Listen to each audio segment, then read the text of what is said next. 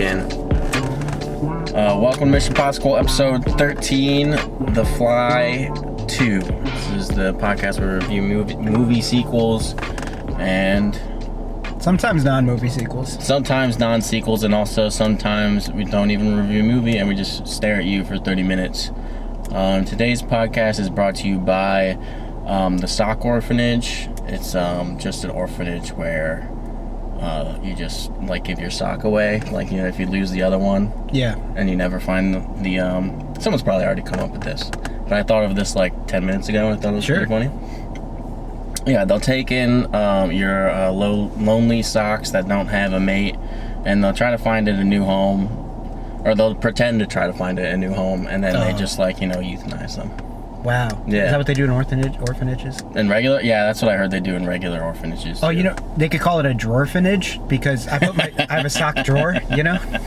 Like that. But this is what I would do. I would have my lone sock, and I would go there to the kennel, or the drawerphanage. The drawerphanage, yep. And I would hope to find its match first.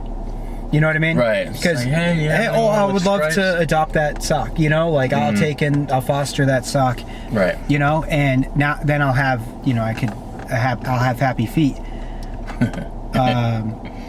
But if I unfortunately could not find its match, then that drawerphanage will be getting another, you know. Yeah. It's like, hey, you have the one with the friggin' rainbow dolphins on it? No, sorry. Yeah. It's the only socks I have. Yep. It's exclusively rainbow socks. This isn't necessarily funny, but it's true. Yeah. I only wear gray socks. See these puppies? You will only ever see me wearing I'm gonna crew socks. Hold you to that shit. Yeah. Because if I see during my wedding, no, I did wear dress socks. I did wear dress socks. They had little pawns and they had chess pieces on them. But that's like, cool. That was it wasn't that special of an occasion. Yeah, it's like whatever. Whatever. Speaking of special occasions, today's 9/11. Today's 9/11. Today's 9/11. Never forget. Nope, I didn't. Until I brought it up real quick. I mean, when do you think people will, though? Because people forget. I mean, people probably have forgotten about Pearl Harbor, and the Alamo. True. You know, because there's like remember the Alamo. But I feel like a lot of people, if you were hard pressed, they couldn't tell you all the exacts on that. You know, like most of the people alive today would be like, for me, I was a freshman in high school. Yeah. You know, like, and they pulled us all together. It was like so crazy. They turned on the radio. They didn't know all the you know, they had the radio going before even the towers fell, and then they pulled us all up into a room and they pulled in a TV and they brought and we don't know what the fuck's going on and the severity of it. I'm just hanging out with my best friends, like fucking, like, you know, laughing, not at the towers falling obviously, but just because we're in high school and we're potheads or whatever. Yeah. So we're all just being dumb and retarded, and she's just like, you better shut the fuck up, this is serious. And I just remember like, oh, whoa. And it's like, so what's going on right now is definitely a very serious day. Yeah. Yeah, freaking, I remember not like taking it seriously. I was in like 3rd grade or something, or 4th grade. Yeah, it's hard to, really. I was just like, oh, I got out of school early, sweet, I play video games. Yep. And then, you know, later, I mean, yeah, so how long ago was the Harbor of Pearls? The Pearl Necklace Harbor. That was right before we started, we dropped the bomb on Japan, so I'm guessing... 2002. Yeah, when, let's see, Pearl Harbor was 2002 with Ben Affleck, directed by Michael Bay. Cuba Gooding Jr. did the performance of a lifetime. Right after we dropped the bomb on Nagasaki and Hiroshima. Let me just look up. Really drop the bomb. Oh shit! Pearl Harbor. Date. We have to Google it. That's why people forget. So about this long. 1941. So 41. So that 80 years. It's been 80 years. So 80 years from now, people are going to forget about 9/11. Okay. They're not going to remember it in 2001. They're going to be like, 9/11. Where was that? Was that like Was that after Y2K? No, people aren't going to talk about Y2K. Yeah. Was that like before Trump? You know, like I think that'll be a major event in a history book, and the kids will be like, "Oh, that's like fucked up, I guess." But then they'll just answer some questions about it. Yeah. I'm trying to think of huge events that people would actually give a shit about in 80 years. So no one's going to give a shit about, Bill Clinton getting a Hummer from Lewinsky, or O.J. Simpson, or Lewinsky, the most famous blowjob ever. As in our lifetime, but in 80 years, I don't think people are going to care about it. There's going to be so much more famous blowjobs. Blowjobs are going to happen on public TV. So her, Kim Kardashian, probably. Kardashian. This is a notable event. Yeah, I mean when she did. Oh, because of the sex tape. Yeah, okay, all right. Yeah. So you would put the Kardashian sex tape over One Night in Paris, the Paris Hilton one. Oh no! I feel like that one really. It's like those, like a fucking. But like the guy, like, if I asked my grandma, as I often do about like pornography and stuff. Yeah, that's where I get all my good pointers from. She probably wouldn't know about the Kardashian sex tape. Maybe she would, but she knows about the Lewinsky blowjob. Yeah. So I think the Lewinsky blowjob is definitely a much broader. Gotcha. Spectrum. Yeah. Attention anyway. Yeah, that hit newspapers. For sure. The fuck were we on about? 9/11. Yeah. So people, 80 years. I would say 80 years. People wouldn't remember the date, just how we didn't remember Pearl Harbor, but we also don't know all the facts of Pearl Harbor. I know, like, what my thing is a bunch of kamikazes flew into harbor in Hawaii and took down a bunch of our battleships, and it was kamikazes, right? They weren't dropping bombs or anything. I think it was a mix. Mix them up. But like even kamikaze, they got a bomb strapped inside there. They're like, that's so nutty. It's like, yeah. I mean, it's a way to do it. That blows my shit. The idea of kamikazes. This kid's cool as shit. Yeah, that kid is cool. That fucking kid's mad cool. Oh, he hears us. Oh, he's taking off his headphones. Oh shit. That wasn't a real call. He was like being coy. Oh, like yeah, when you're walking by somebody. It was like, yeah. I'm like, yeah, we know. But you're not actually on the phone. So yeah, close it for $1 million. That's the best guy. Yeah. Buy, sell. We were playing frisbee golf one time, and my buddy threw his disc like on the other side of a lake. I couldn't even believe it didn't fall in this lake. It was this giant lake. Yeah. You're supposed to go to the right of it, and he just threw it out in the middle. I'm like, oh, good, nice job not having that disc anymore. And it went to the left of the lake. Like, it just landed. I was like, wow, the throw sucked so much that it's over there. So he had to go all the way around, and when he's picking up his disc, another one of my friends was like, watch this. Two guys were walking by him, and he just takes out his phone and just puts it up there and starts like kind of like walking with the phone up to his ear. Yeah. And then as soon as the people leave, he puts the phone back. I'm like, how'd you know he was going to do that? He's like, yeah, because he doesn't want to talk. He doesn't want to have like a social interaction with them. I respect that. That's cool. Yeah, and he like totally called the whole scene. I'm like, what? I was like, first of all, I never thought in a million years to do a fake phone call while walking by somebody. Oh man, it's so good. It's like, oh yeah. Especially, I don't know. I should definitely do that more in disc golf setting, because this one guy just held me fucking hostage with conversation maybe a couple months ago, and I was just like doing the whole walk away while he's talking to me thing. I've told you about this fucking, I think, and I was just, but that's a good move. If people can't pick up on that, people who want to chat your ear off, they need to pick up on the walk away. Yeah, like the turn. I'm like, yeah. You got that guy at work? Yeah. That will just follow you, and it's like, dude, I am walking away from you. Stop talking to me. Yeah, fucking hey, dude. Like my line I use for this guy, I'm like, I'm on the course just by myself, and I'm just like, oh, I'm catching up with some friends, so I gotta fucking go. And he's like, all right, tell your friends about me. I'm like, you're a fucking homo, dude. I have friends too, actually. Yeah, no, yeah, you this don't. one guy. Fucking ridiculous. What's that? That's a pink tree shredder. Anyway. We never face this way. We're always facing the other way. I know, it's so weird. I'm gonna be, because I'm like a squirrel. I'm like a dog looking at a squirrel. Just like, if things pass by, or if there's like a sign I see that's interesting, I'm like, look at this thing. It's fucking, you can see it with the eyeballs.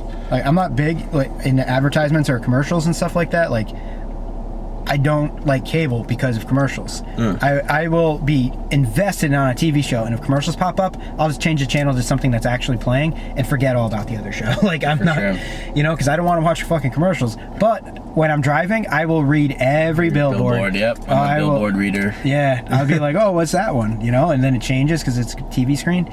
You know, and then I'll be like, oh, there's another one now. I really like the billboards for what's the zoo in Bridgeport? It's just the Bridgeport Zoo. Yeah, Bridgeport. Fuck. Beardsley. Fucking, it's either Beardsley or some other thing, but they have like really funny puns on their billboards. Like they have ocelots there. Oh, okay. And they're just like it just shows the cat on the billboard, says an ocelot to see and do. Oh, nice, dude. An ocelot. Yeah. Yeah, see, that's why I read them. There's a couple of other ones I would have to recall, but always very pun over the years, because I've been driving up and down 95 for the past fucking 4 or 5 years, so I see them all the time. There might be whatever the one is in Norwalk, Maritime. I don't know. Anywho, yeah, The Fly 2. Oh, yes, The Fly 2. Starring Eric Stoltz. Yes, who was in Anaconda. I texted you like 11:30. Yeah, you did text me real late. It's like, dude, that dude's in Anaconda. I was watching it with a friend. I don't know if you ever seen the movie. He's in a movie called Mask.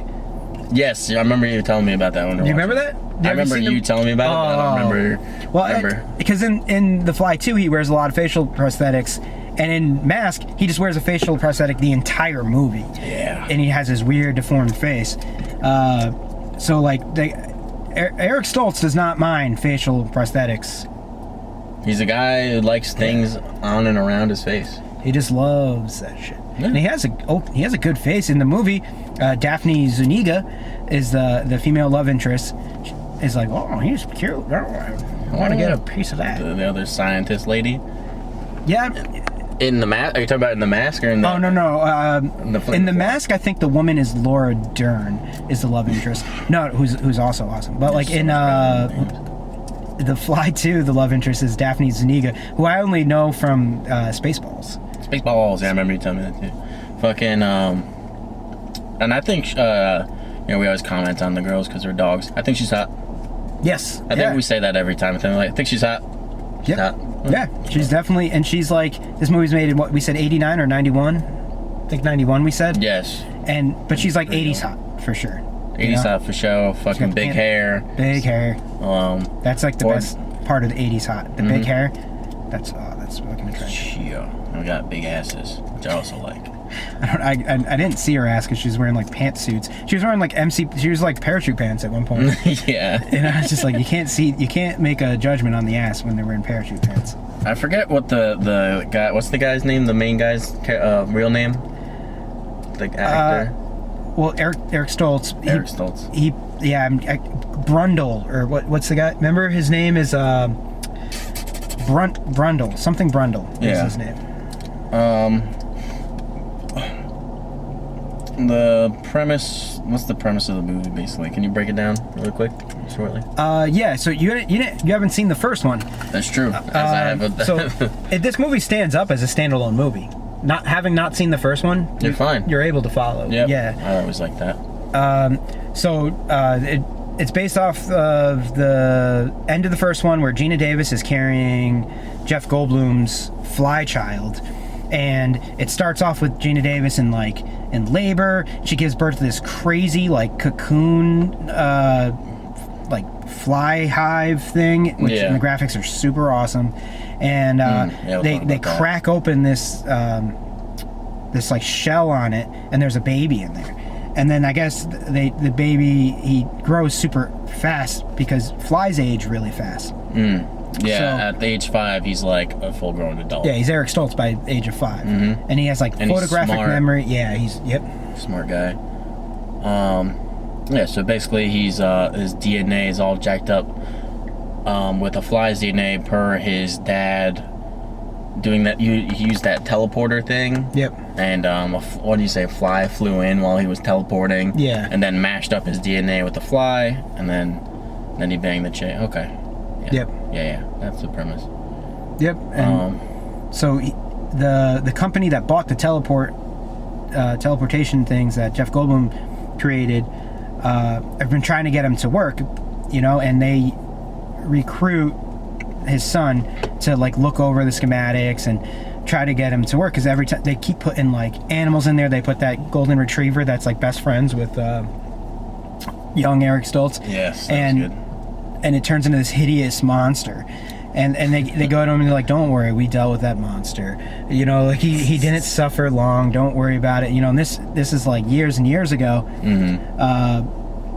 He starts working on the machine for them and trying to get it to work, and then he finds out that hideous monster is still alive. It's like in the most pain you could possibly be in. All of it's like its nose is split open, its tongue's just kind of drooling out, and they just give him like a bowl of slop, and his like best friend, like golden retriever, just kind of like waddles over to it and just kind of like tongues it, and he can't really like eat it right or chew, but he just won't die, and he's just like in constant pain after for years and years after them telling him that like he's like, don't worry, we put him out of his misery, he had a fine end of his life, and they're just like keeping this thing alive just for like scientific studies and shit like that. Right, fucking, he overheard about it like at the party or something. Yeah. Like he overheard some people like, that thing is fucked up and ugly as shit. Yeah, and he's just we like, call it the Timex. Yeah, oh man.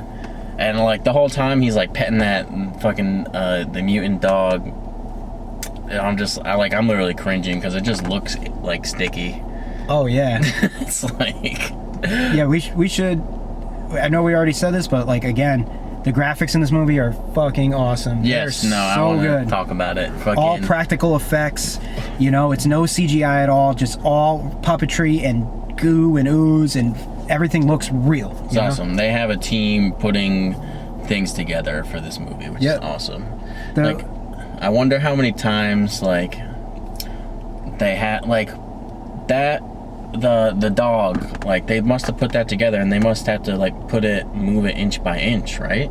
Kind of like claymation. I think those are all real life. Like I think they actually made that. Yeah. Because it didn't look like claymation at all. I don't think it was claymation. Well, because you could normally there's a couple giveaways when it's claymation. I think they actually made like there's something inside that weird dog suit trying to like climb up. Like something they can control and move. Yeah, I think it was a lot of like animatronics and stuff like that. Also, like how many times did like I wonder, well, the final form of the main character. Yeah, I was gonna just mention that. Is definitely like a robot, like you're saying, or something, some sort of mechanics, but like there were a few in between stages where I wonder how many times you had to put on like all that fucking shit, or like how extensive that stuff is. So awesome though. I really love the way it looks, and like I compared it to these effects to like the vinyl of special effects. Yeah, well, I mean, yeah, you know what? That kind of makes sense because music got so crisp and pure in vinyl, and then they're like, well, let's make it sound shittier and make 8 tracks. You know what I mean? Yeah. Like, and that's what they did pretty much. Like The Fly 2 is like the pinnacle of just visual like effects, like practical effects, and it looks awesome. And then they're like, you know what? Like Jurassic Park came around, and it's just like it's all about special effects now. Yeah, that was a big turning point with Jurassic Park. It's like a step backwards, like trying to like be innovative and say, hey, look at this, like Lawnmower Man 2 with all the VR, like that looks so fake, like that shit was retarded. Well, like if they did actual like effects, like which this movie's trying to do, I will say the only effect that doesn't look like really great is when he is the final. Like he looks like Violator from Spawn. Yeah. Like when he's that, like that's the one part where luckily they know that they knew that it didn't look great because they always put him like in dark and they always showed him real quick and they they didn't like really focus too much on him. Fucking yeah, the new like CGI, like I guess it like they can get it to look pretty realistic, but it looks too clean and crazy. Like some of the gory CGI like the stuff we saw in The Fly 2 looks awesome. The way, like, I gotta look. We should pick up a couple old gore movies from like the 80s, 90s. Okay. I think that's a good idea. There's a movie I have Matt from work. He's borrowing right now. It's not a horror movie, but it's real gory. Called The Story of Ricky O. Yeah, anything fucking with like. It's a lot of special practical effects in that, which I think we would enjoy. Yeah. Hell yeah. What kind of sequel you got going on today? All right, for my sequel. So, in this world where a person and an animal can go into a teleportation device and come out of the other teleportation device and slowly, gradually turn into that animal. You know, case in point, Jeff Goldblum turning into a fly. Oh, this is a good would you rather too. So, I'm like, go ahead. So, in this world, people are just like, oh, I want to be a horse. So they walk into the teleportation thing with a horse. But most people want to be cats. There's a lot of we like to use the term Karen. I don't like to use the term Karen. I don't. I think it's a little sexist. But a lot of people like cats. There's a lot of cat people, ladies out there. And what more in the world would they like than to be a cat? So they bring their favorite cat in there and they slowly turn into that cat. And so there's a lot of cats. Like just big cats or little cats? They eventually just turn into... I'm picturing they just turn into a cat at the end. Like a normal sized cat. House cat. Size. Yeah. Okay. I figured that was eventually what was going to happen to Goldblum at the end. I think in the original Fly, because it was based off of a movie from 1950s something with Vincent Price, he legit turns into a friggin' fly. Okay. So that's in... Animal. And so I was picturing, all right, so eventually you're going to become that animal size, not human size. So they all put them all together in this zoo, and a orphanage or a orphanage or a kennel or whatever. So they keep them all together, and so they bring in this new security guard who's played by Kevin James. Okay. And he's like, oh, I finally left my other job working as a zookeeper, because I had to leave that job because all the animals were talking to me, especially the monkey that had the voice of Adam Sandler, and especially the alligator who had a voice of Chris Rock. Okay. So I had to leave that job. So he's like, good. Now I can watch over these other animals in which I am familiar with watching over, and they won't talk to me, except that they were once people. So he goes into a room filled with cats, and they're all like, hey, how's it going? Hey, what's up, buddy? What's up? And he's like, oh, not again. So it's the Fly 3, the Zookeeper 3, because there is a Zookeeper 2, I would think. Probably. Why not? Why wouldn't they make it? Cash grab. Easy. Kevin James. And then the only other... So the middle part of the movie, I don't really know all that much. It's just that's the beginning plot. But, so they can't reverse all... Kevin James can't bring all these cats. He has to revert them back into humans because he's finding out there's ill effects and all these cats are going to die. And they're saying, oh no, just bring me back to being a human. And, so... But he can't put 50 cats in there. There's only a one-way ticket back. So he has to stitch all the cats, ass to mouth, together. Oh, shit. And make a giant catapede and start funneling them in. And as every cat goes in, and while he's kind of with a giant fireman's hose, kind of just shuffling them in, a Jeff Goldblum walks out. Yeah. And also... He has to marry another firefighter or something, right? Yeah, so I'm sorry, I was waiting to say that. He has to get married while he's shoving them in. He has to marry each Jeff Goldblum. He has to get the benefits. Or just marry the Adam Sandler cat or something and they're firefighters. I don't know. He does keep one cat. He's like, no, even though I'm dying, I want to stay a cat, and he marries that cat. Which makes that cat live forever. The cat found true love. Oh man. So he's feeding a centipede of cats in? Oh man, that's fucking gnarly. Yeah. I like it a lot. Yeah, we should make that movie. Let's make it low budget. We're gonna have to get some stray cats though. The cat budget is gonna be hard. I feel like the only budget is getting the licensing rights to Zookeeper and and The Fly. And I wouldn't make the movie unless if Goldblum and Kevin James are on board. Yeah, so we gotta contact their people or whatever. You could probably just... If I think Goldblum, you could just call it Goldblum. Yeah, I don't think Goldblum. Yeah, fine, I'll do it, no problem. Yeah, go a cat's gonna turn into me? Oh, yeah, that sounds like I'll definitely do that. Yeah, if I'm gonna turn it into something in the movie, and I'm sure they'll do it just pro bono, you know, they're not like. I'm hoping they will. I'm hoping like, they'll actually produce a movie too a little bit because I don't have any money. Yeah, they can't be like doing a whole lot, like with all their millions, or whatever. They're chilling. They'll just hang out with us because we're nice guys. Yeah, I mean, we're not like the nicest people in the world. Yeah, you know, but they might cool be enough. like, yeah, we'll spend hours and hours with you making this movie for free. Yeah, I'd hope they'd actually write some of it for us too, because there's a whole middle part there that I just kind of. Yeah, and then they can get Leah Remini in and like with us, and we could get some sort of like you know, the King of Queens. Yeah, the Scientology lady. Yeah. Yeah. Okay. We got because she was in the show with him or whatever. Oh yeah. The King of Queens. We get Leah Remini in. Maybe have a little story in there where he's like a mailman for some reason in the city. I don't even know. Yeah.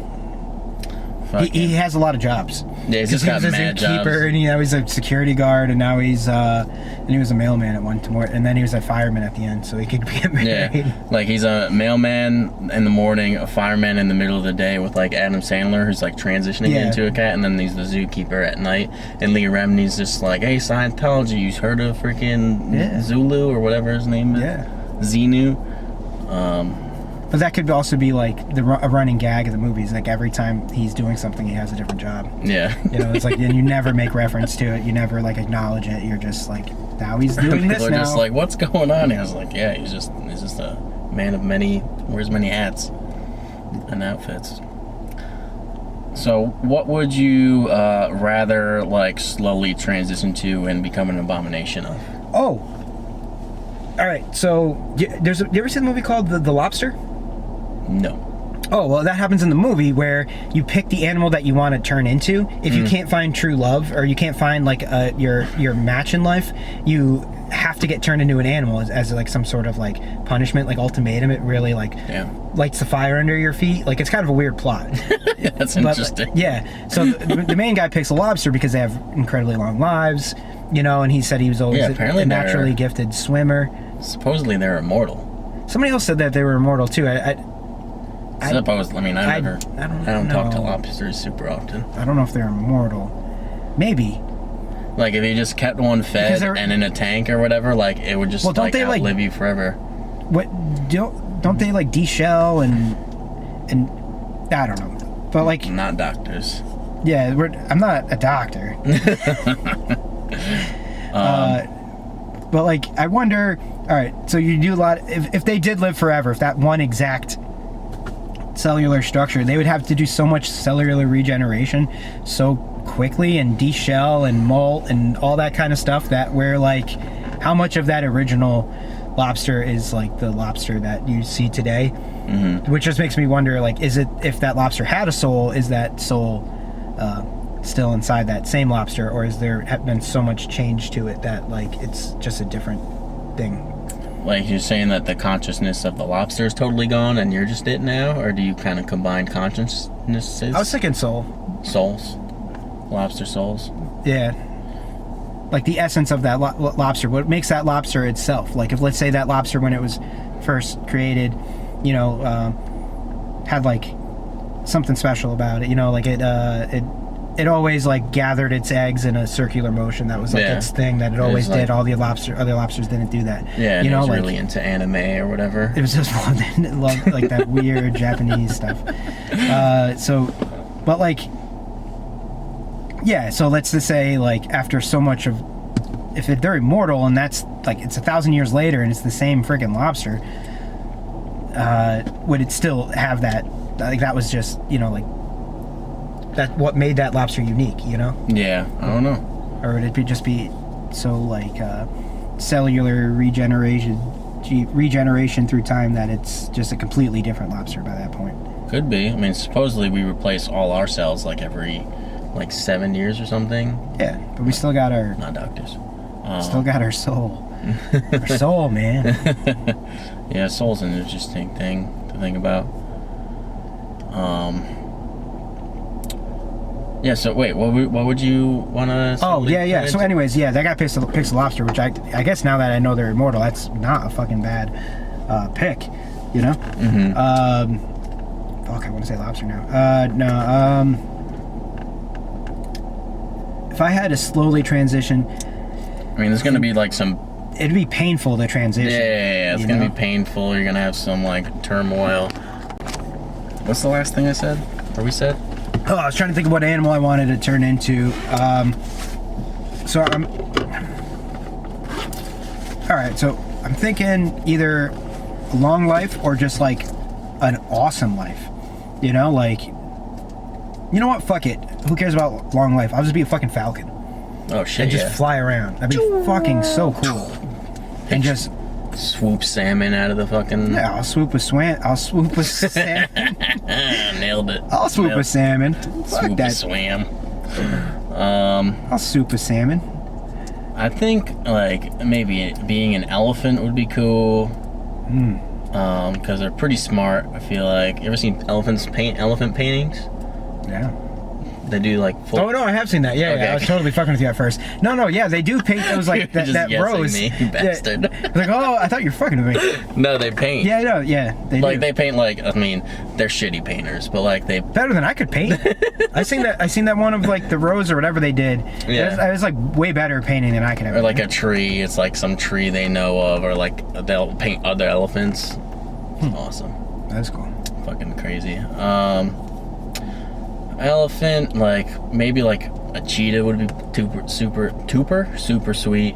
Yeah, I feel like you'd be super reliant on like, oh, I gotta be real fast and hunt down this gazelle to eat, or otherwise like I'm gonna starve.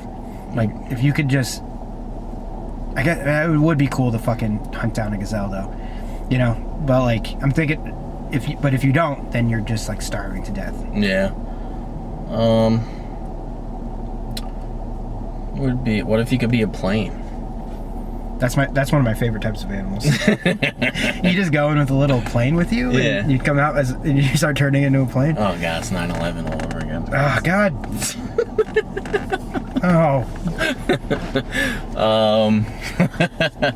Fucked up. A plane, cheetah, elephant, all those things are great. Yeah, those things are they're good stuff.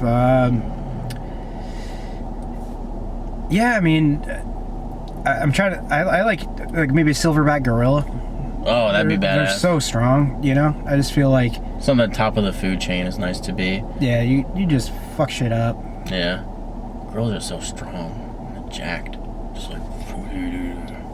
I know what animal I would want to be now. Fucking bear.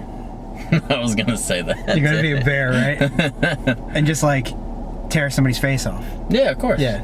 Or what about something like extinct? You could be like a dodo bird. Then I would definitely not want to be a dodo bird. They're so dumb.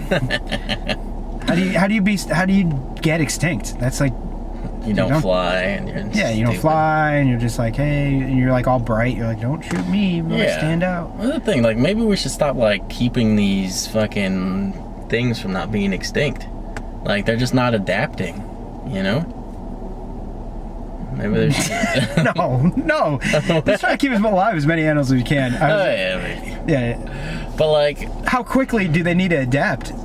I don't know. I feel like how do you adapt to people with guns? You know. Well, we fucking just adapted faster. They just start making guns. Yeah. You're like, oh fuck. Yeah, the fucking dodo's gotta make. Yeah, I feel like maybe we interfere with nature a little too much. Yeah, but I guess the dodo bird didn't naturally die out. It was like we just loved making shit out of their feathers. And is that true? Yeah. Oh, I didn't know that.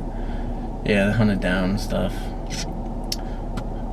What about like a dinosaur? Probably T-Rex. No, something cooler. No, what's the long neck boy?